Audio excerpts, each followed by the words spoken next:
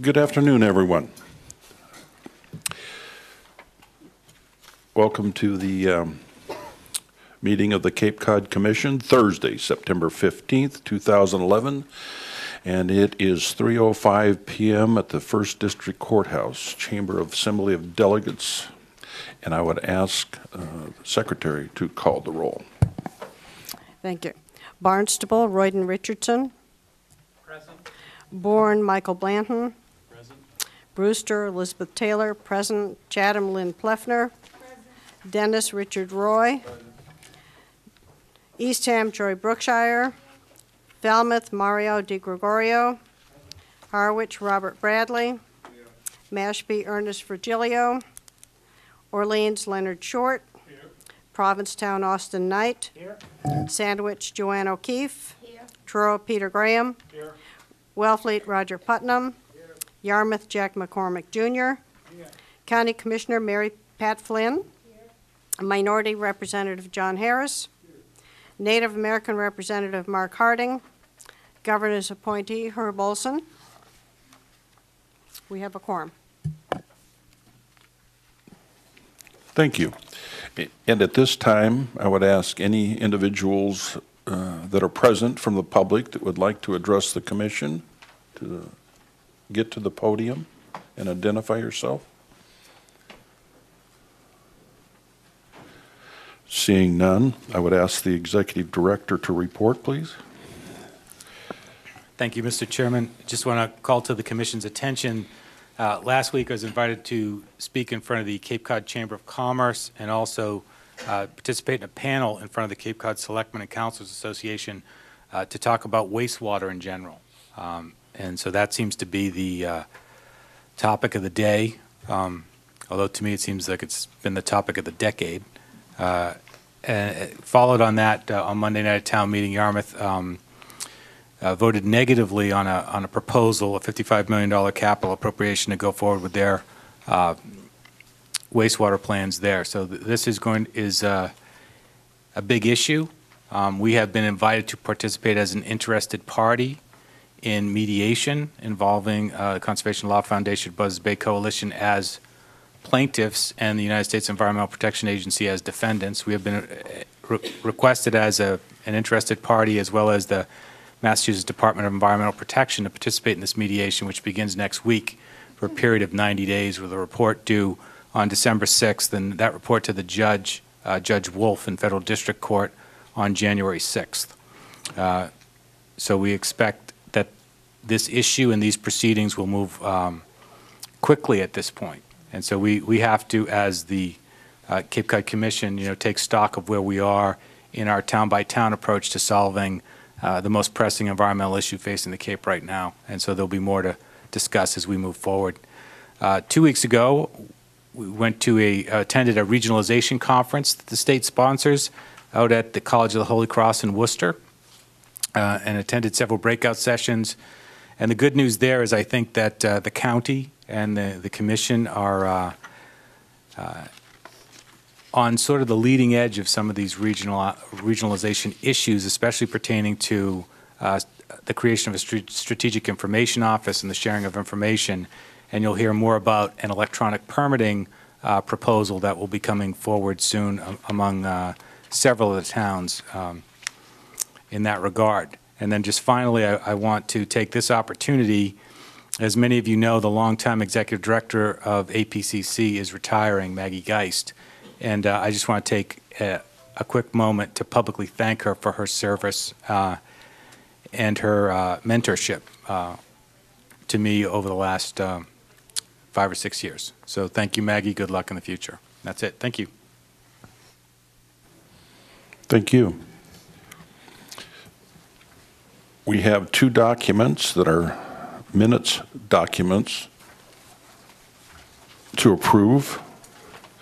First are the minutes of July 21st, 2011. Have a motion? So moved. Second. Moved and seconded. Discussion. Seeing none, all those in favor say aye. Aye. Opposed? Abstentions?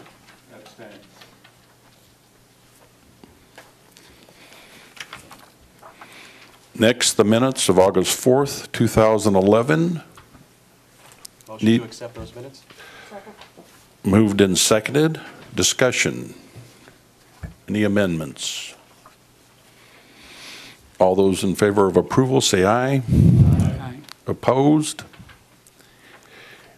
And the abstentions?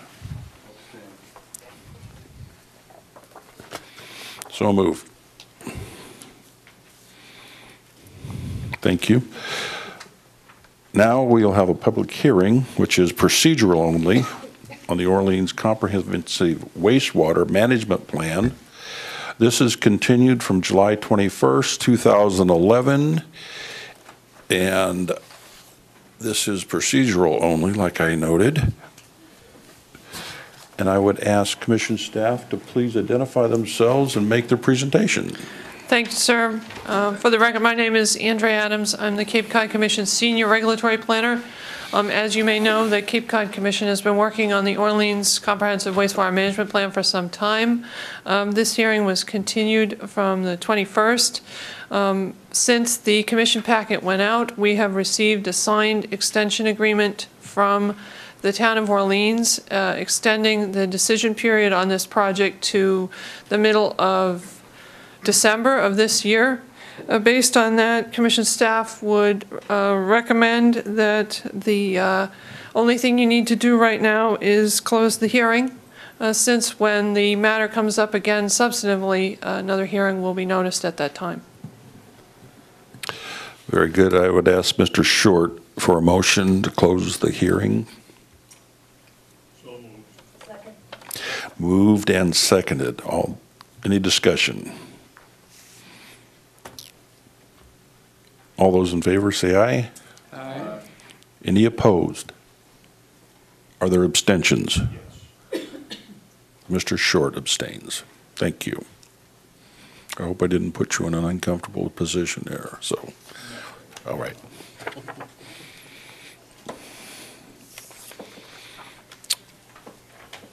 I believe that closes that agenda item. The next agenda item is a public hearing, BJ's Wholesale Club Edition, final hearing and draft decision. And we do have a hearing notice.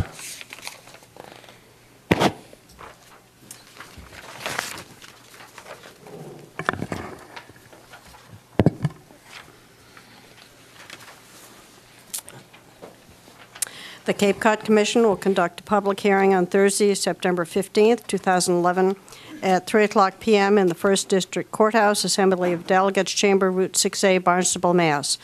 The following development of regional impact, DRI, has been referred to the Cape Cod Commission under Section 13A of the Cape Cod Commission Act, Chapter 716 of the Acts of 1989 as amended, and Sections 3 and 7 of the DRI enabling regulations. This project is being reviewed for issue areas scoped for affordable housing, economic development, energy and transportation, and will be considered for a limited DRI approval. This project will be heard pursuant to Section 13A of the Cape Cod Commission Acts and Section 3 and 7 of the DRI enabling regulations. The purpose of the final hearing is to allow for proposed corrections to and comments on factual information contained in the draft written decision. This notice is being published as required by Section 5 of the Cape Cod Commission Act. Project name, BJ's Wholesale Club Edition. Project applicant, the Tarkanow Group. Project location, 420 Attucks Lane, Hyannis, Mass. Project description, proposed 19,438 square foot addition to an existing store.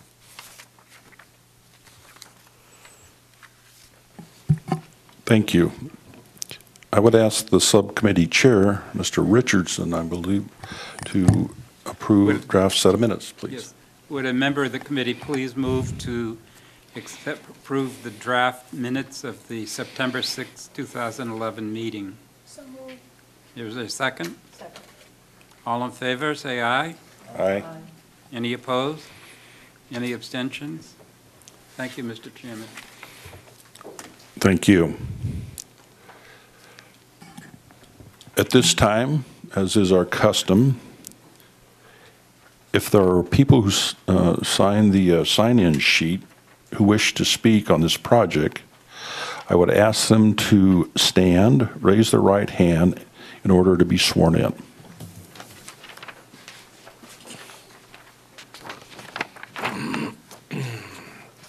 Please raise your right hand. I state your name. Do hereby swear that the testimony I'm about to give is the truth, the whole truth, and nothing but the truth.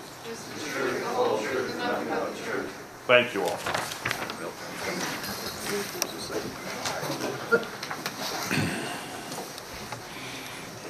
I would invite staff to present the draft decision, please.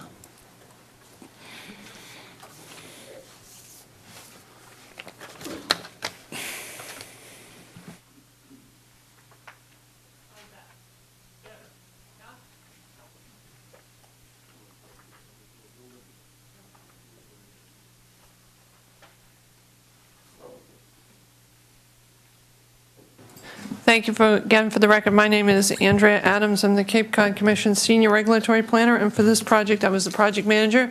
Now, with the indulgence of the piece of equipment, I'll attempt to show you my slide presentation.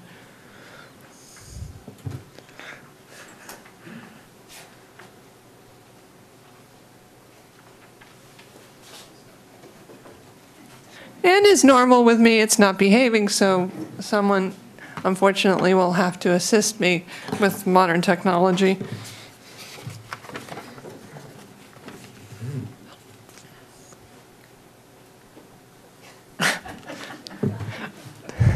Like I said, there we go.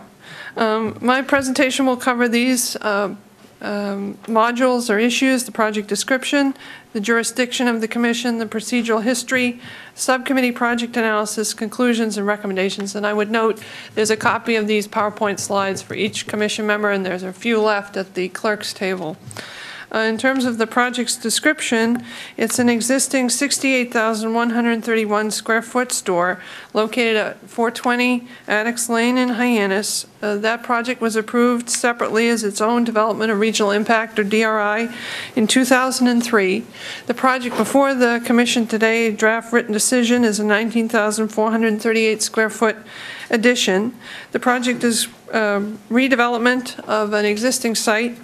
It's built on the paved and unvegetated areas of the site. That's the addition. The site will increase the building coverage but reduce the pavement coverage. It will also involve adjustments to the parking areas to accommodate the addition, and it's adjacent to the sand and gravel operation and the Cape Cod Healthcare Wilkins Ambulatory Care Center. Next. In terms of the Commission's jurisdiction, that's covered in Section 13 of the Commission Act and Section 7C V8 of the Enabling Regulations.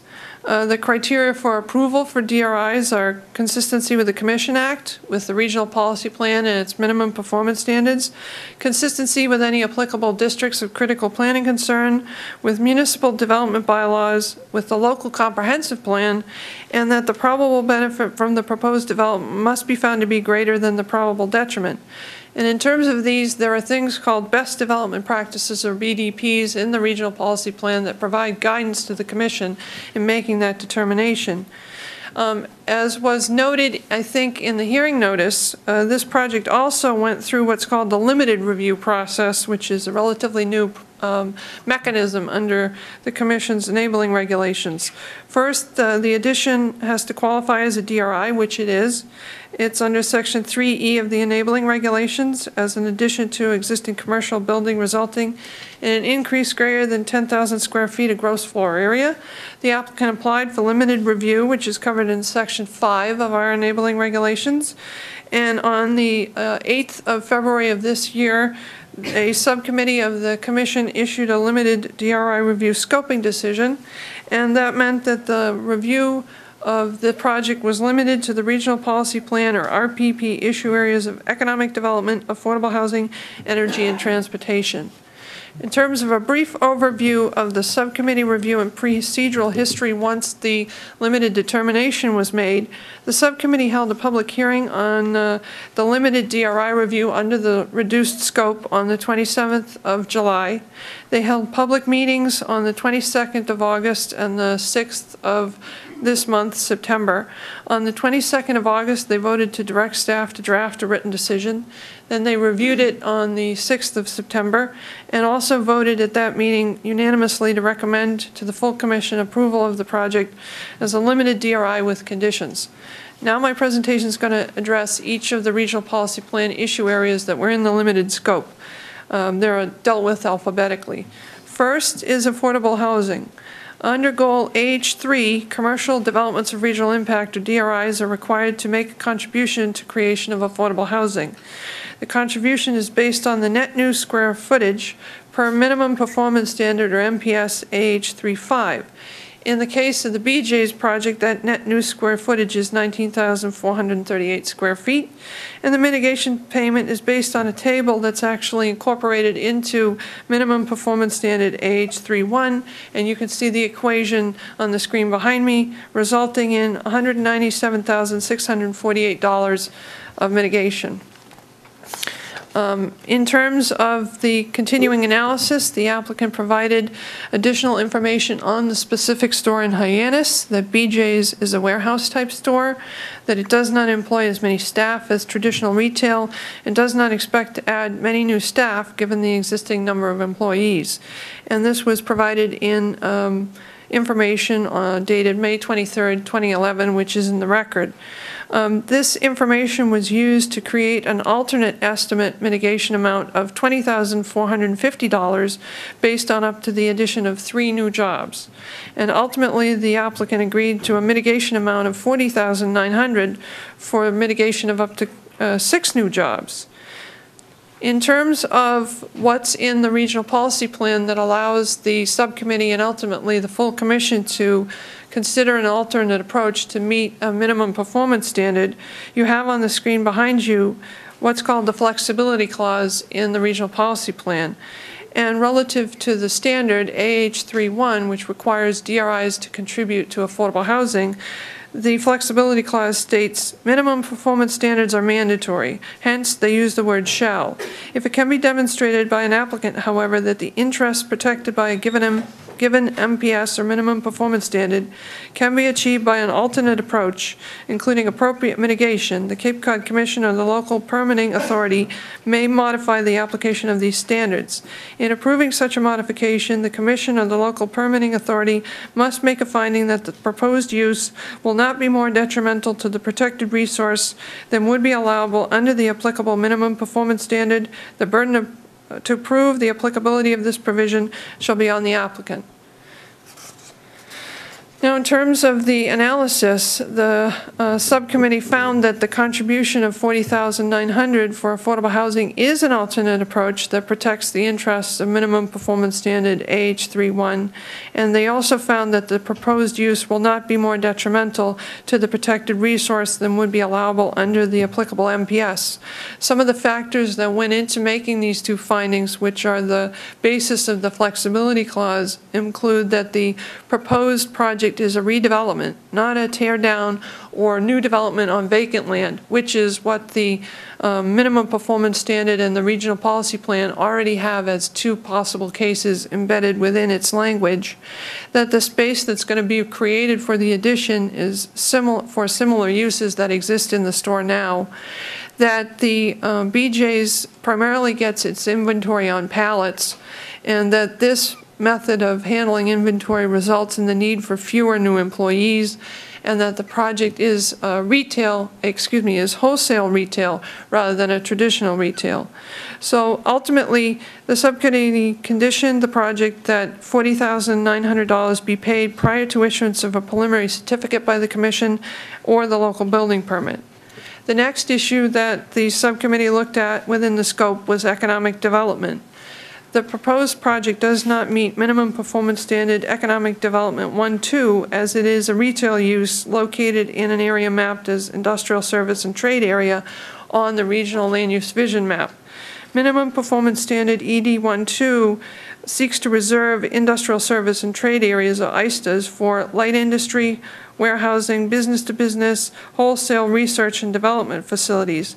However, projects can meet Minimum Performance Standard ED12 through waiver provisions in Minimum Performance Standard ED13. As a redevelopment, project only needs to meet 2 of the 9 possible waiver criteria, and the applicant indicated through materials submitted for the record that they would meet the 2 waiver criteria of shared infrastructure and distributed energy generation. For distributed energy, they're going to use a solar array to generate power for the addition, and I'm going to cover that later in my presentation. For shared infrastructure, they're going to extend the driveway on the BJ's property to the adjacent parcel owned by Cape Cod Aggregates. Based on this, the subcommittee found that the project has met MPS ED13 and MPS ED12, and there are conditions in place, at least in the economic development section of the decision, to enforce the shared infrastructure requirements. Transitioning to energy, I would note that as a redevelopment, the project received a 10,000 square foot credit relative to the on-site renewable energy requirements in the regional policy plan. And again, the applicant has committed to generating up to 25% of the addition's electrical demand on-site through a 22 kilowatt rooftop solar array.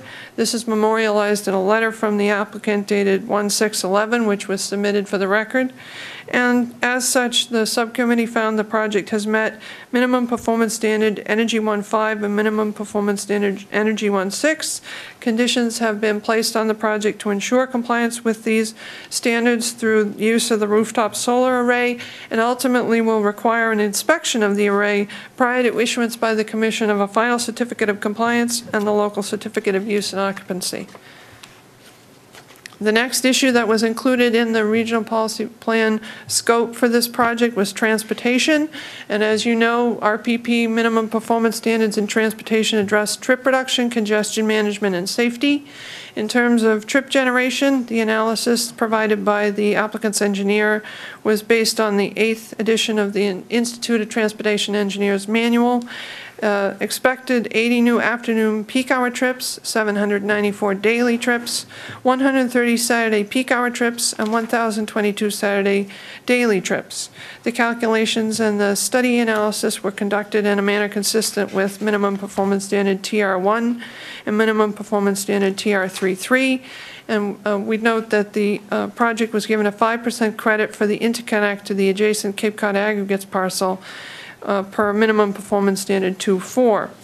Now, in terms of each sub-issue area in transportation, under trip reduction, developments of regional impact are required to reduce new in-out vehicle trips by 25%.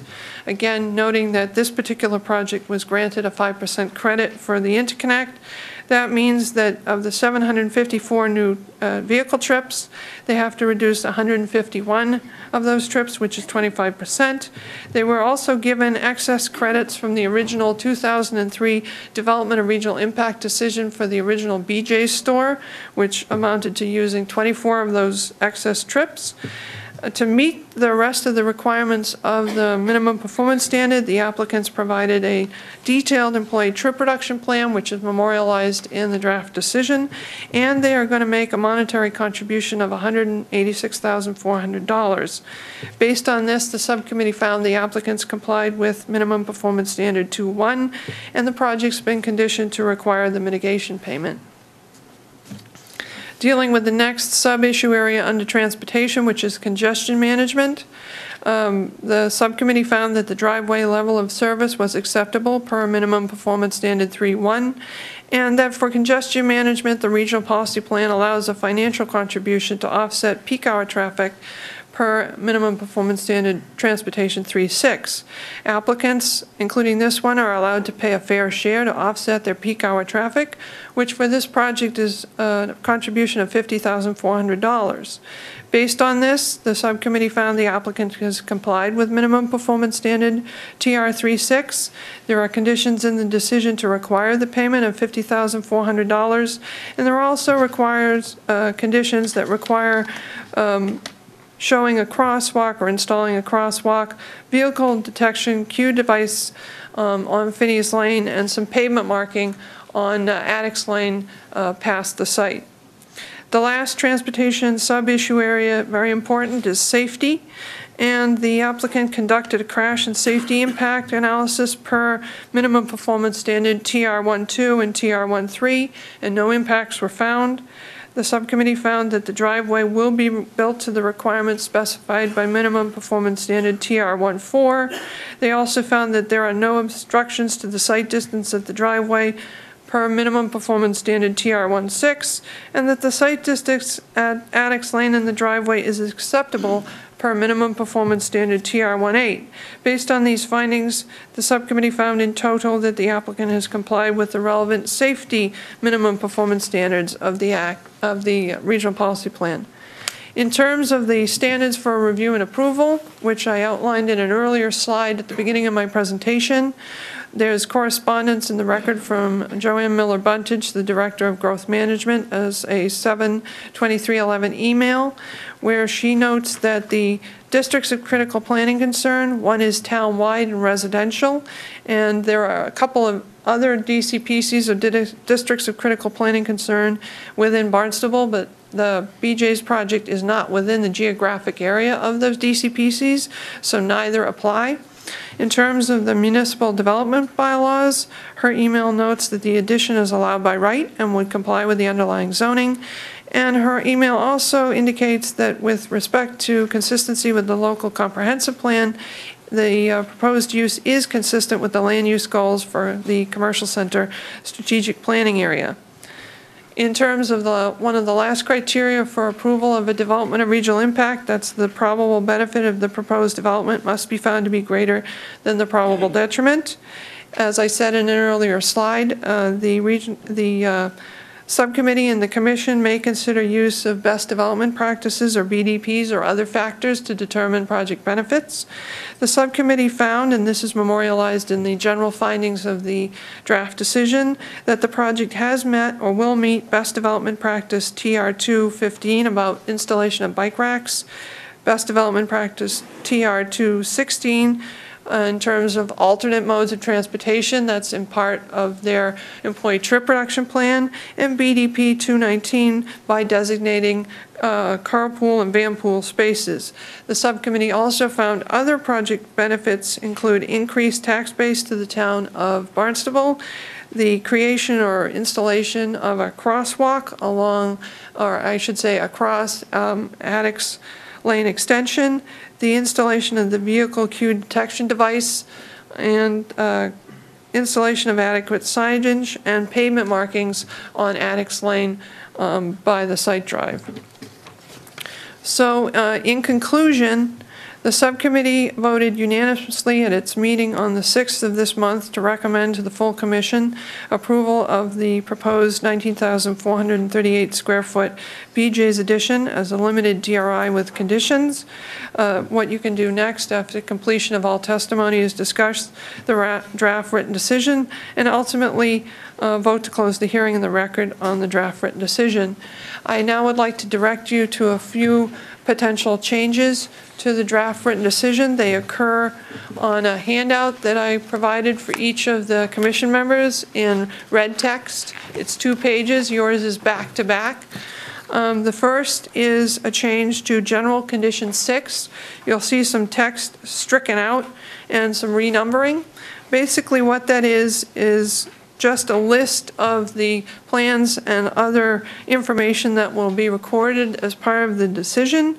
And there are just some adjustments because basically there was only one roof plan and the solar array has been combined on that roof plan. The other correction that I'll note is on the back sheet, so flip yours over. It's to transportation condition number 7. And it deals with the crosswalk that I discussed in my presentation.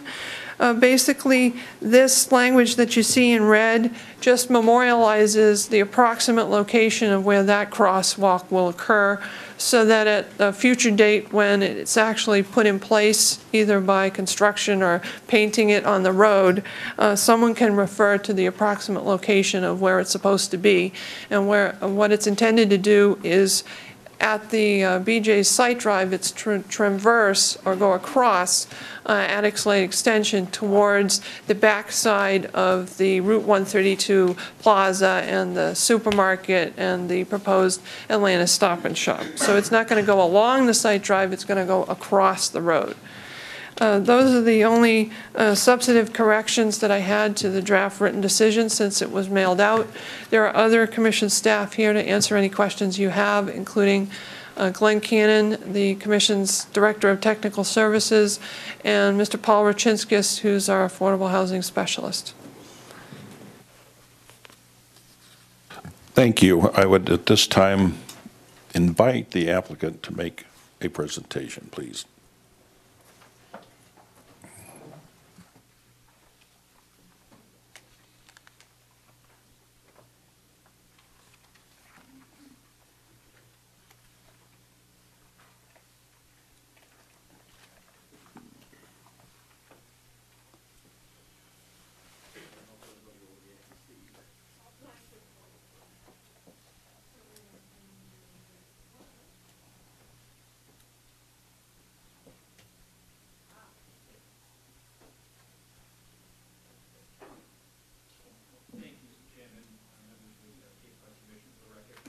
For the record, my name is John Kenny. I'm an attorney with a law office in Centerville, and I'm here representing the Takano Group. Here with me this afternoon is the principal of the Takano Group, Mr. Mo Takano. And here from BJ's are Peter Hopley, who's the vice president in charge of manager of club development, Mr. Hopley, and Patrick Natriba, who's the manager of site development for the BJ's Wholesale Club. And finally, Matt Keeley from Vanessa Hangen and Bruslin, who is our traffic consultant. I'll be very brief. Staff did a very thorough job on going through the entire process. This is an architect's rendering. It would be, you'd be standing in the northwest corner looking southeast. The addition would be coming off to the left from the center of that. Just gives you an idea as to what it would look like. Architecturally, it's designed to match up exactly with what is already on site.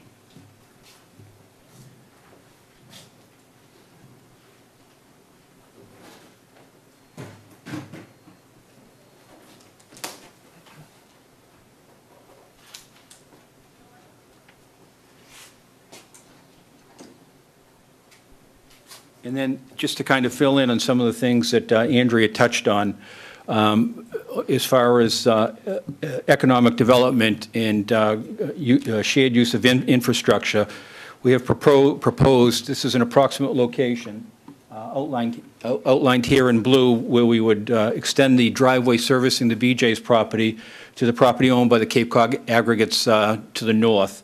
The reason I say it's an approximate location, we don't know how that property is going to be developed, where their driveway is going to come in.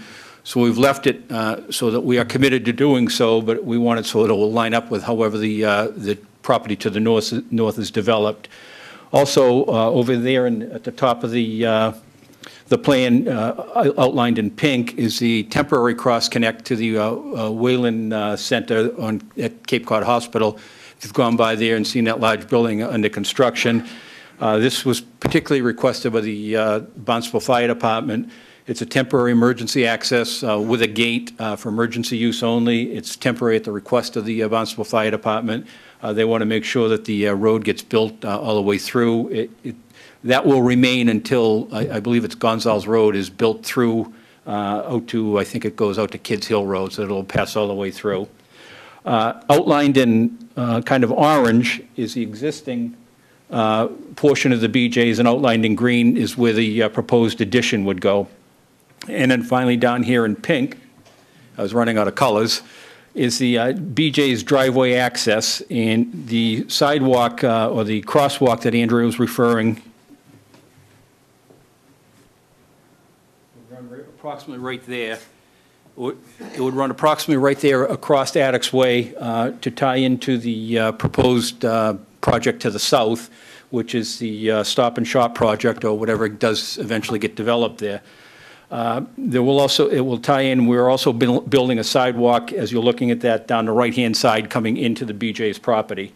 So that infrastructure will tie in, and then approximately in this area, there is kind of a semi-left-hand turn lane there, but it's not really properly designated. And as part of traffic mitigation, we're going to properly designate the left-hand turn lane there. Other than that, Andrea, I believe, has touched on everything. I think she's done a very thorough job. It's been a pleasure working with her. I just, while you're all here, want to compliment your staff. Everybody was responsive, cooperative. They listened to our concerns, and they worked with us. We didn't always get what we wanted, but they did work with us, and they listened to us. So I want to just publicly thank all of you. And we're all here. We'll answer any questions you may have for us. Thank you. At this time, I would invite any of the commission members that would like to ask questions.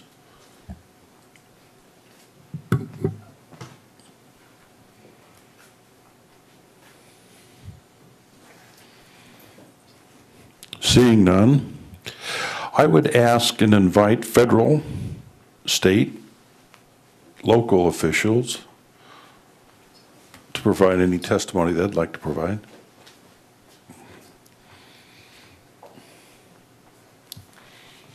Good afternoon, ladies and gentlemen. Joanne Miller-Buntish, Director of Growth Management for the town of Barnstable. The town has no issues with the proposed development, and I'm here to answer any questions that you might have. Thank you. Thank you.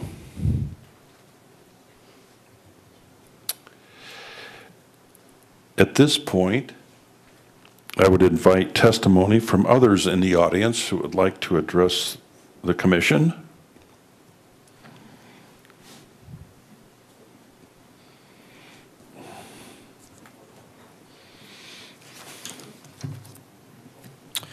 Good afternoon, Mr. Chairman, members of the Commission, staff, ladies and gentlemen.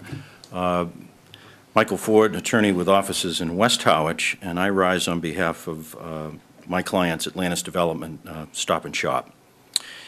I testified on my client's behalf at the subcommittee meeting, and to the extent that those of you who are on the subcommittee find this redundant, I apologize, but my client has asked that I put these comments on the record before the full commission before they make a decision with respect to this project. By way of background, as staff alluded and Attorney Kenny alluded, on the south side of Addicts Lane, you've previously approved a development of regional impact for the construction of a new Stop and Shop supermarket. That Stop and Shop supermarket is proposed to replace over 100,000 square feet of buildings that existed on the various parcels that are being compiled for the purposes of that project. And further by way of background, when that DRI was permitted, we worked long and hard to come out with an access from that development out onto Addicts Lane. And that access is not across from where BJ's currently comes out onto Addicts Lane, nor where they propose to continue coming out on Addicts Lane with respect to this addition. I wrote a letter in January of 2011. Some of you may have seen, it's been entered into the record to the Commission. And I advised them that we had had an agreement, that is Stop and Shop, to have the BJ's intersection realigned to the spot where the Stop and Shop was to come out. But there had been a dispute with respect to the enforceability of that agreement, and that litigation was pending in the Barnstable Superior Court, that cross motions for summary judgment have been filed on behalf of both the Tarkano Group and Atlantis Development, and that the matter was still pending before the Superior Court, the motions for summary judgment not having been heard. Again, the issue in that case, whether or not the agreement that Atlantis felt they had to have BJ's relocate this access at another location on Addicks, lining up with their approved access, that is Stop and Shop's approved access, was indeed an enforceable agreement. Nothing has changed with respect to the status of that case. It is still pending. It's not the reason that I rise to give testimony today to you with respect to the decision you're about to make, but merely by way of background, because I wanted you to be aware there haven't been any changes to my knowledge in that litigation. I am not litigation counsel for Stop and Shop in that matter.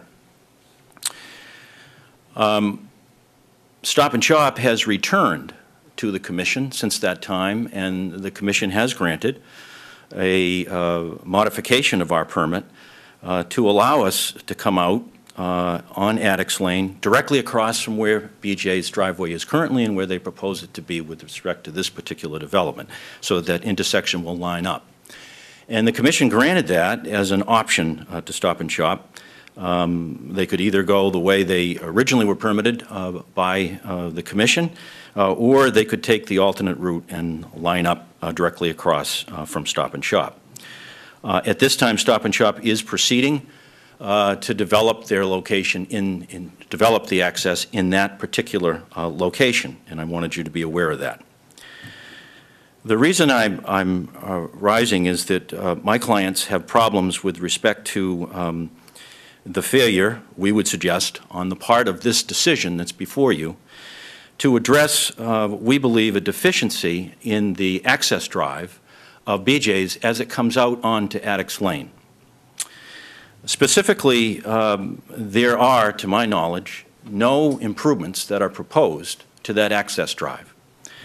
And if I'm correct in reviewing the traffic report of Vanessa Hangen Associates with respect to this particular project, when the addition is built in the future, if Stop and Shop does not go forward and build the light that will be built at that intersection, the level of service for left-hand turns, both in the PM and Saturday midday peak hours during the peak season, will be a level of service F. That's correct, level of service F. That will be the level of service on a left-hand turn coming out of the BJ's with that addition.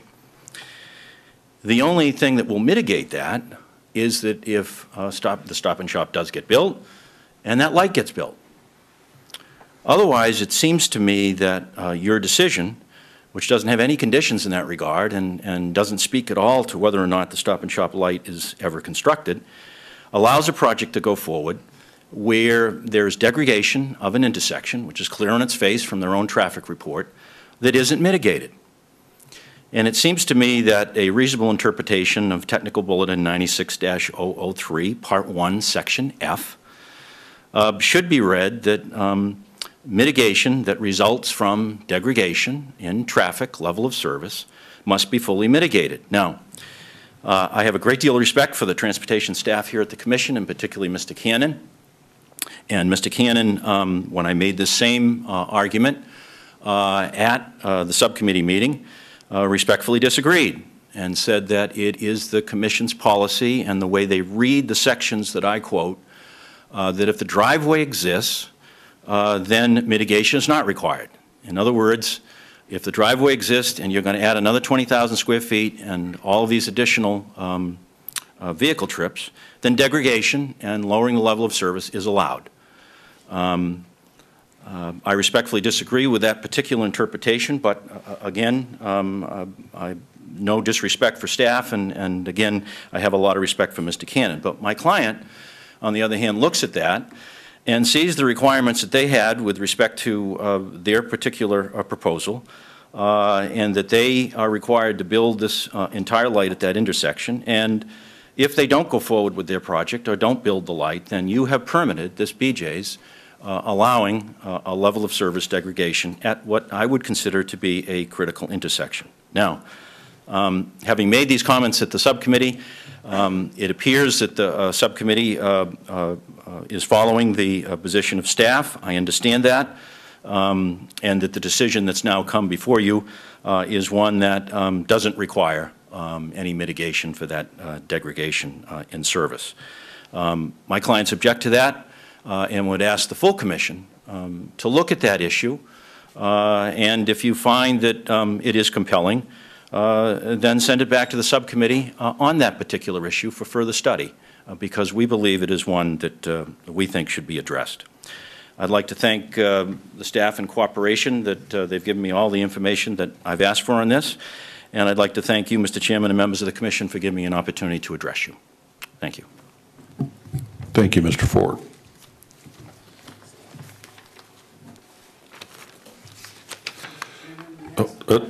Not at this time. Hold on just a minute. We'll have time for questions. I would ask if there's anybody else in the audience that would like to speak.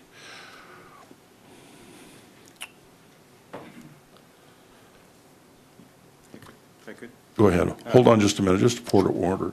Questions permitted at this point? Anytime? Okay. So, a minute. Yes. This goes to the lawyer who was representing Stop and Shop. Yep, into the microphone, please. This goes to the lawyer who's representing Stop and Shop. You say currently, basically, there's no need for mitigation at the intersection currently, but if Stop and Shop are to partner into that intersection, then there would be a light going in there. Is this more associated with the cost of that project for Stop and Shop in the future? I believe they would be the ones having to flip the bill or the tab on that light. Is that what is that the basis of the objection?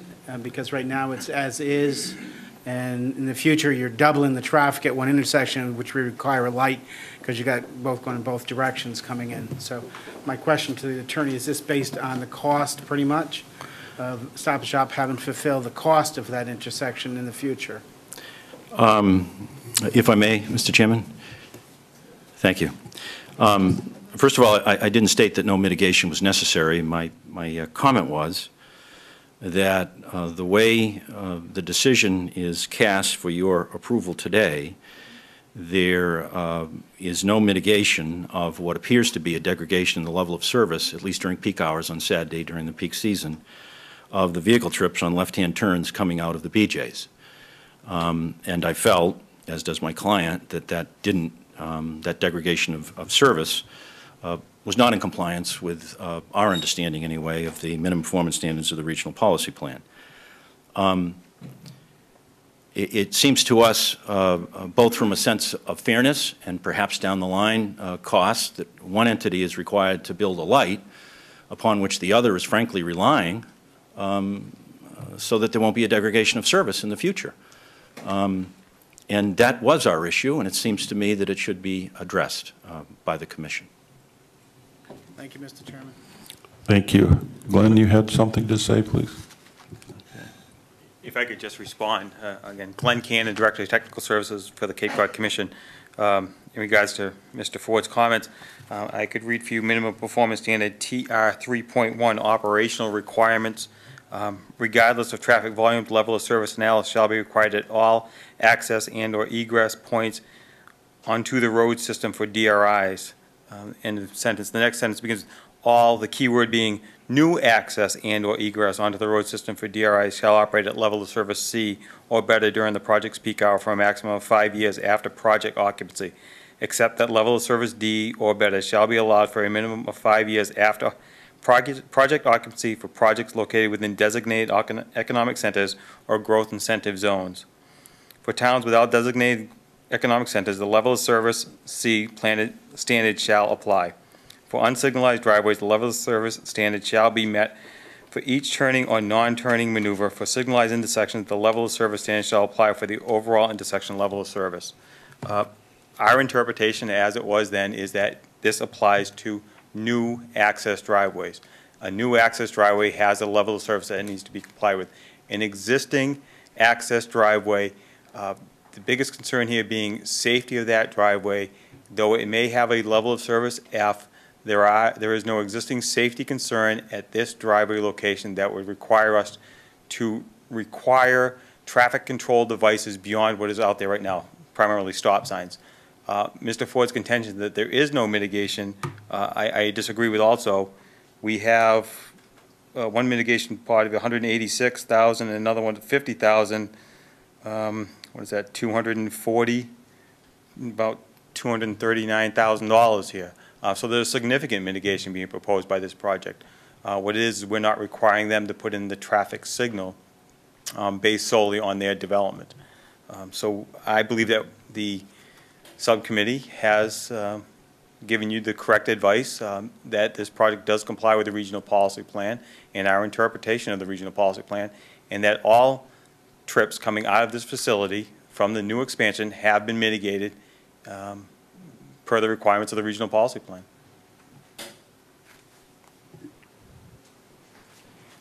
Further questions, comments? Yes. Joanne. Thank you, Mr. Chairman. First of all, I complimented the subcommittee members for their work because I read your report, and you really, chaired by Mr. Richardson, and you really asked questions that I would have asked, and I was impressed with the level of work that the subcommittee, my fellow committee members have done, and I wanted to compliment you and have that on the record. Secondly, I think that it speaks to staff that they have done their work well. And in reading page 24 of 25 of that summary report, and if I could come down to the final paragraph of TC7, I think that, I'll speak for myself. I believe that recognizing that we are a seasonal committee along with year-round residents, and that also for undeveloped areas, areas in the county that are working towards being more developed, that it is important to take a look at infrastructure, traffic, and when we, and in not looking just at the addition of a building, which I think is what the subcommittee has done, but to come down to the TC7, I think that there's additional pluses. And just to read them for the viewing public, is to construct a crosswalk across Addicks Lane I saw a misspelling. As it should say shown on a reference plan, or am I wrong on that? As that does show on a reference plan. And I think it's so important to have a vehicle queue detection device on the northbound line of Finney's Lane approach to Finney's Lane and Addicks Lane signalized intersection. And 3, provide adequate signage for left turn, which is really going to help the seasonal people that doesn't realize that there's another major road coming from 132, that's behind all of those buildings as it's being developed. And so that the year-round residents that know that aren't being whacked by another car. And as our Glenn Cannon, at his meetings look at high-risk areas, I think they've taken a look into ensure that this does not become a high-risk traffic area for accidents. So a left turn lane turn and repaint the pavement marking on Addicks Line on the site driveway to conform in the manual of uniform traffic control devices manual. I think that geographically they've not just kept that bird's eye view focused right on that building, but have come out like on your Google map and looked around. And I would again like to close with complimenting the subcommittee and the staff for what I think has been a very good job and well done. Thank you. I do have a question for Joanne Brundage. May I, Mr. Chairman? Please. And Joanne, I also read all of your notes and your participation in the subcommittee meetings. But having been a former selectman, I just have one question. When you, so this is for you, Austin, when you increase the size of the building and you decrease the number of parking spaces for, for allowing foot traffic and rubber traffic, is this within the within the zoning articles or bylaws for your town? Yes, and it also makes me very happy when people do not add more parking spaces, but that's an aside. But it does meet the ordinance requirements. Thank you. Other comments? Yes, Elizabeth. I just have a question for Glenn about our the items he talked about. If this was a new driveway, it would have to be at level of service C, but since it's an existing one, it can go down to DRF and it's okay. I would think that would bring about one heck of a lot of safety issues just from frustration of drivers. Again, Glenn Cannon, Director of Technical Services. What it comes down to, within an existing driveway, you have an accident record at that location. That accident record will tell you whether or not there is a concern there that needs to be addressed. So we do feel that with existing driveways, if they are adding on to that existing development at a driveway that does not experience an existing safety hazard, it's appropriate for them to build on. You know, I guess the example I would give is almost any downtown on Cape Cod. Many downtowns, the driveways along that downtown functional level of service F, there generally are not significant crashes along those roadways. So for you to allow expansion on those developments that access that downtown is appropriate, because you don't have that safety concern that needs to be addressed. Okay, thank you. Other questions? Mr. Ford.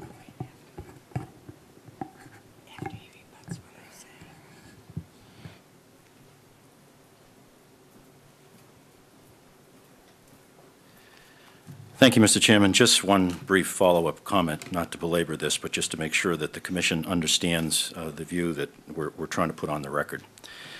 I was quoting earlier from Technical Bulletin 96-003, Part 1, Section F1. Mitigation actions, future year performance degradation must be fully mitigated to equivalent no-bill levels of performance, such as delay and VC ratios. To my knowledge, this proposal, the way it's currently before you for a vote, doesn't contain anything independent of whether or not Stop and Shop might build a light in the future to accommodate the level of service degradation from C to F in the future during the peak hours on left-hand turns. I know that Mr. Cannon has said that you get to that because of the word new. The existing driveway will have vehicle trips for another 20,000 square feet. It doesn't seem to me that that's the logical interpretation of the word new for a driveway. It's a significant, substantial expansion of traffic in that particular driveway area. I'll leave it at that. Thank you. Thank you. Further questions? Yes.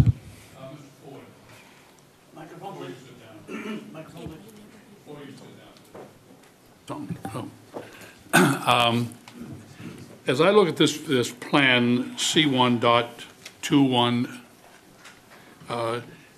it shows the two driveways essentially across the street from one another. The Stop and Shop one is somewhat offset in the plan that I'm looking at here.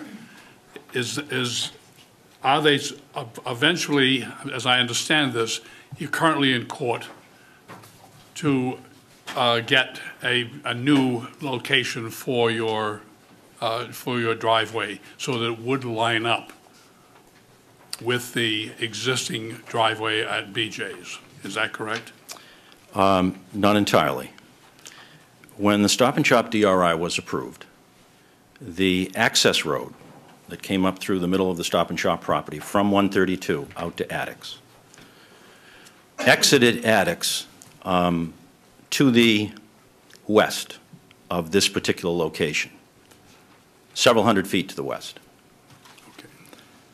It did so because of Stop and Shop's reliance upon an agreement that they had with the Tarkano Group, that when that access road was constructed, the BJ's access would be relocated so that they would line up. The Commission, to their credit, you've always insisted that if a Stop and Shop gets built, the two driveways have to line up. Mm-hmm. That's the way the Commission approved it, and it made a lot of sense. As I indicated, the litigation over the validity of that agreement as to whether or not BJ's is required to move the driveway is pending. Been pending for some time.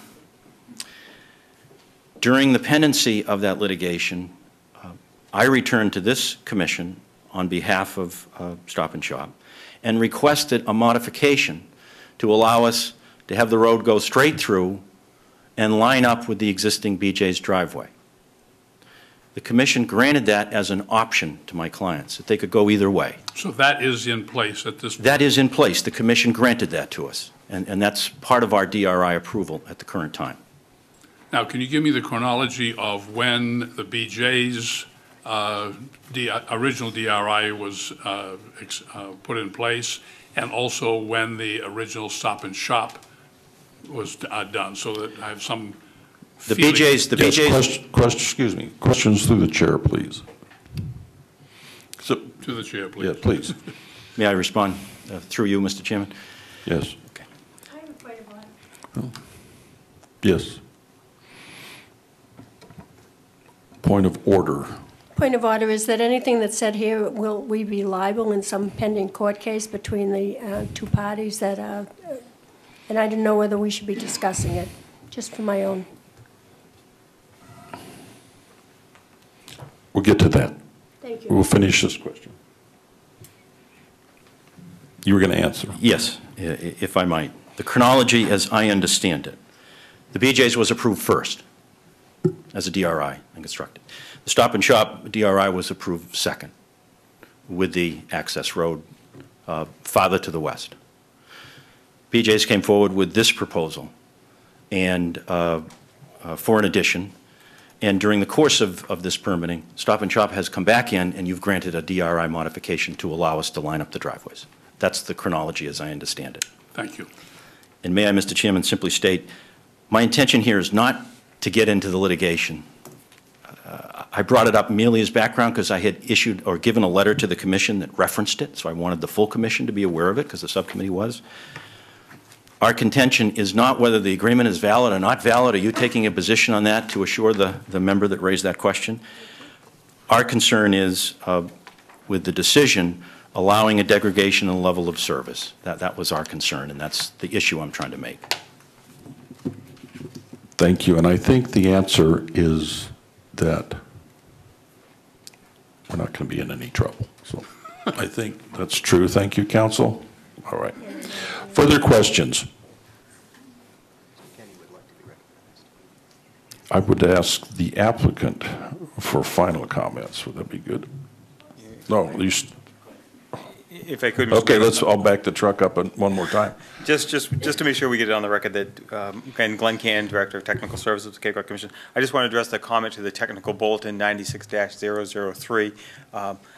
The regional policy plan lays out what needs to be mitigated by any DRI. The technical bulletin goes about the procedure telling you how you can comply with that. In the technical bulletin, there is a procedure for fair share payments, fair share mitigation of any DRI, particularly one just as this, where you see the impact of the addition to the existing development does not warrant the full cost of a traffic signal, but they can pay their fair share of that traffic signal. I assure you that this project has complied with those fair share requirements as outlined in technical bulletin 96-003. Their fair share payments are outlined in the decision, and they have complied with that technical bulletin. Mr. Kinney, please. Thank you, Mr. Chairman. Just to back up to Mr. Short's question regarding chronology, backing way up, Addicks Lane was created as a result of a DRI consisting of the entire area where BJ's is located as well as the area in the back.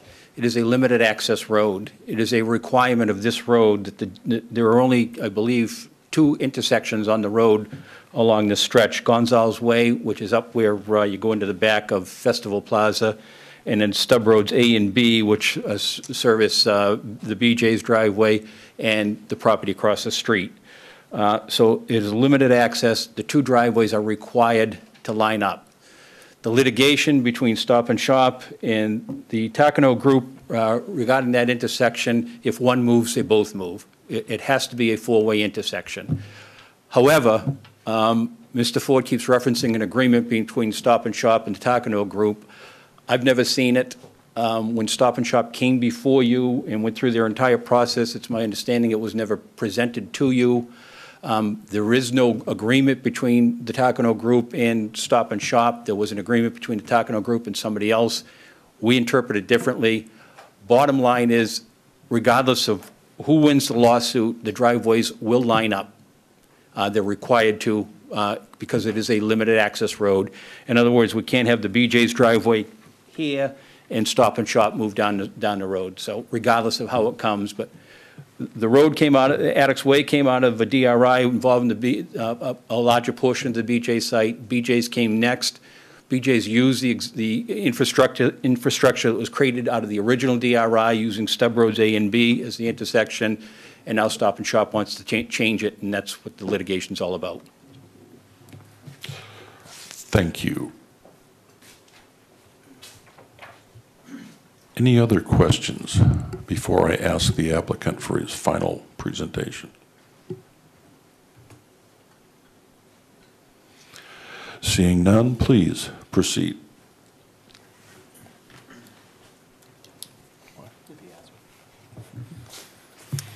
Thank you, Mr. Chairman. Basically, we are complete.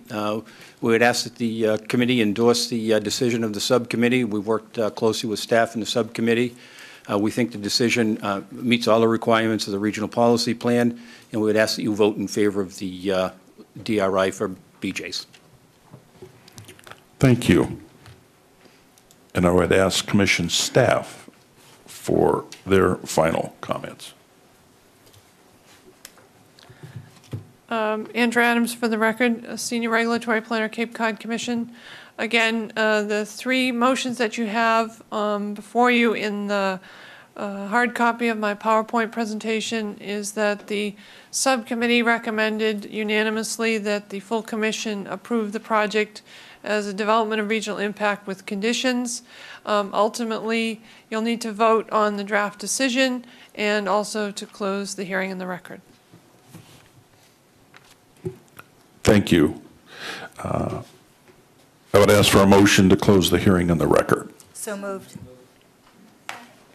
Moved and seconded. Any further comments?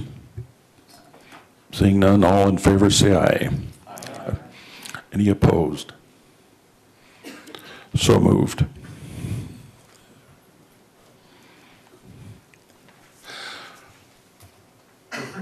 I would ask at this time for a motion on the project and perhaps pass this to the chair of the project. And Barnstable, do you have this motion, sir? Yes, I move that we adopt the draft decision. Thank you. Moved and seconded. Further discussion? Seeing none, all in favor say aye. Aye. Any opposed? Any abstentions? So moved. Thank you. Mr. Chair? Yes. If I may, Christy Senatori, Chief Regulatory Officer of the Commission. If you could just clarify and perhaps make another motion and move to approve the proposed 19,438 square foot BJ's addition in Hyannis as a limited DRI with conditions, and to approve the draft written decision as amended. Thank you. Thank you. Moved and seconded. Further comments? All in favor say aye. Aye. Aye. All opposed? Abstention? So moved. Thank you for the correction.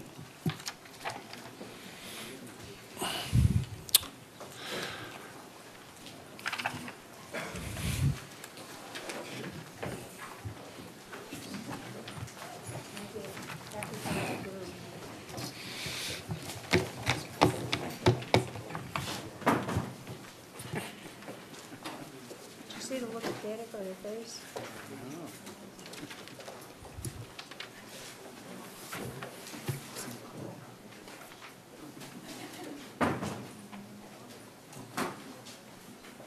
Thank you very much.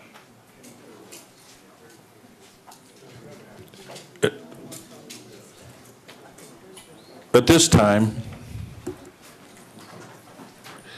there is a emergency work determination from the town of Bourne in response to Hurricane Irene. And as soon as it gets real peaceful, please proceed. Thank you, sir. For the record, my name's Andrea Adams. I'm the Cape Cod Commission Senior Regulatory Planner. As someone said, you have the trifecta of me today. In terms of the Bourne Integrated Solid Waste Management Facility, there should have been a packet in your commission mailing for today, dated September 7th, a memo under my signature. Basically, on August 29th of this year, the Cape Cod Commission Standing Executive Committee approved an emergency work determination for the Bourne Integrated Solid Waste Management Facility to receive up to 1,300 tons per day of storm debris related to our friend Hurricane Irene. The approved increase in daily tonnage. The reason why this came before the Executive Committee is that the Cape Cod Commission approved the expansion of the Integrated Solid Waste Management Facility as a development of regional impact. And as part of that approval, the tonnage was capped at 825 tons per day. So in order to increase the tonnage as a DRI, the applicant had to come back to the Commission, and the method to do that, as described in our enabling regulations, is to the Executive Committee. The applicant did that, again, on August 29th. The Commission's Executive Committee approved that increase to 1,300 tons per day for a limited 30-day period to expire on the 28th of September. You're being apprised of this, again, because it was the subject of a DRI in the year 2000, and that the Executive Committee's approval allows the facility to accept a limited type and amount of material. In other words, it must be related to Hurricane Irene. And again, enclosed for your record is a copy of the committee agenda, Section 11 of the enabling regulations that deals with emergency work determinations, and a copy of some materials from Mr. Phil Goddard, who's in the audience today, from the town of Bourne. He's the environmental manager of the Integrated Solid Waste Management Facility. Ultimately, if the full commission supports the Executive Committee's determination, you can vote to approve that. If you believe to the contrary that it was not emergency work, you can vote against it, and the acceptance of the storm debris would be halted. So again, you can, if you believe the Executive Committee's determination was correct, you can move to approve the request to receive up to 1,300 tons per day of storm debris for a 30-day period to expire on September 28th of this year. Thank you. Okay, motion, moved, seconded, discussion. I would ask the perhaps back it up a little bit and have our Bourne rep kind of solidify and cap it. Thank you anyway.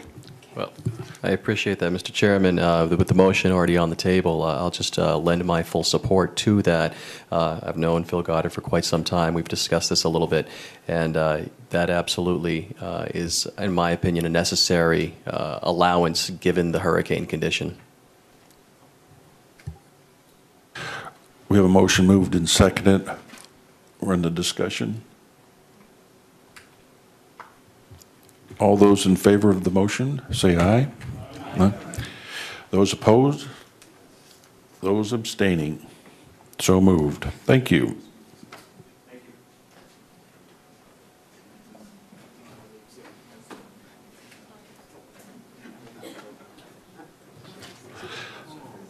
At this point in the agenda, it's time for any other business that may be out there that we need to address. Yes, Joy. This is just a suggestion. I know that the Executive Committee is our legislative body of our commission members. And I read my... Is that? I don't think it's on. Whoops. And I do read my minutes, but it's not the same thing as having a report every once in a while from the chairman of the Executive Committee on certain issues like Paul's evaluation criteria. I know that a lot of time was spent on redoing the evaluations to make it more pertinent to his job and to him. And also on the budget process, I read that, we don't have as much money as we used to and changes are going to be made. And it would be nice if the Executive Committee could come to us and just give us a report every once in a while. Also, having served on DRI subcommittees, I would just like to know or have an update of some of the major projects that we've worked on. Where are they? We spent a lot of time reviewing them. We vote as a full commission to approve them or not to approve them, and then they kind of off the screen. And I'm thinking in particular selfishly of some of the projects that I've worked on. So if periodically staff could give us an update on our efforts, I'd appreciate it. So as I understand, you would like a brief report from the executive committee and perhaps a report on those DRIs that are closed, is that correct? Well, I don't think we can report on open ones, can we? no, there are certain things that are discussed in the executive committee that are closed and can't be discussed. There are certain things, and I'm not asking for everything, just the important things. Yeah. That we don't find out about in our minutes or reading about in the newspaper. And I'm not talking about all projects, but there's been some really hard decisions made on some of the projects. And I'd just like an update as to were they completed satisfactorily to the applicant and to the staff. And maybe, you know, we're hearing about the Stop and Shop. It's still in the works, you know, those kinds of things. Okay, thank you. Yes. Yeah, I think those are some good suggestions, so I think we can wrap sort of more of the agenda items on the executive committee into the executive director's report on a more regular basis, and anything that we discuss in the executive committee that upon hearing that the full commission would like presented at a full meeting, we'd be glad to do. It's just really an issue of time, being respectful of your time more than anything else. As it relates to some of these DRIs that we sort of approve and then they disappear, we don't hear from them again. I'd like to know what's happening with some of them too. But in conjunction with that, we have made an investment last year in some new project management software. So in the first 6 months of this fiscal year, we'll be implementing that. It will be much easier for us to provide that kind of snapshot opportunity to look at where DRIs, every DRI that we've done and sort of where it is. Regulatory staff has already logged a lot of that information in, so it's just a question of getting that raw information translated into a relational database that we can show you a dashboard, as I think what they refer to it as. So I look forward to being able to present that in a format and probably make it available to commission members, maybe in some regard, in some sort of dashboard online, so you can sort of check in and see what the process is on that.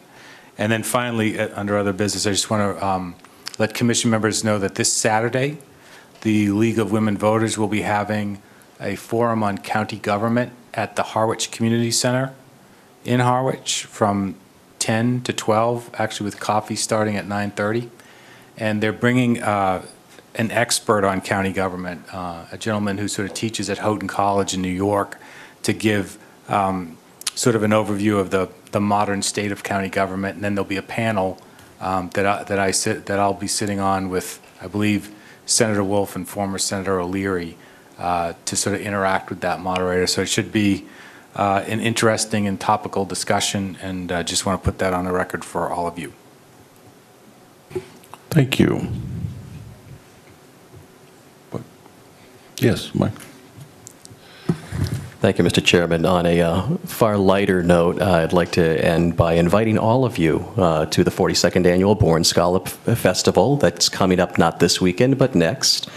As all of you are aware, we are normally trafficked by thousands and thousands who throng to our little festival there from around the region. But of course, all of us local Cape Codders are encouraged to turn on out as well. So if you like scallops, this would be the place to have them. And if they're not your favorite fare, we've got lots of other alternative fare. We've got activities for the kids, rides, and it's, weather permitting, a great time to spend time on the canal and music. I believe Siobhan Magnus may be in attendance. So I encourage you all to turn on out. Thank you. Thank you. Other remarks? Yes. Between last meeting and this meeting, again, Clay Schofield and Glenn Cannon talked with the business owners on Jarvis Street with the continuing growth and of a bike path, and both of them stay on top of that. The month before, we had a meeting at the Cape Cod Canal Museum, quite a few residents, so that, as always, that staff is staying on top of bikeways and continuing to look for funding. And I wanted to just give attaboys to both of them. Thank you. Thank you. Other business, Cape Cod Commission member comments. I think we segued into that. Seeing none, I would entertain a motion to adjourn. So moved. Second. Aye, aye.